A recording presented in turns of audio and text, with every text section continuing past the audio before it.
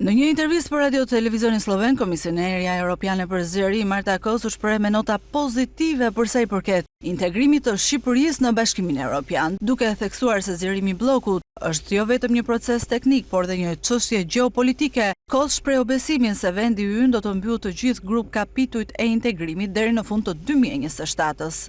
Dy vende janë në krye në Ballkanin Perëndimor, njëri është Mali i Zi, me të cilin mund të përfundojmë negociata deri në 2026, por më pas varet nga shteti antar sa kohë do të duhet për reatifikimin. I kemi çelur të gjitha grup kapitujt me këtë vend dhe kemi nisur t'i mbyllim. E dyta është Shqipëria, e cila mund të kalojë vijën e finishit në fund të 2027-s. Vendimi përfundimtar do të merret nga shtetet anëtare të Bashkimit Evropian. Jam e vetëdijshme për rëndësinë e jashtëzakonshme të komunikimit, sepse nuk mund të imagjinoj që pasi të kenë përfunduar të gjitha negociatat, një shtet antar mund të thotë jo. Ne nuk e duam atë vend në BE. Do na duhet të punojmë shumë edhe në këtë drejtim.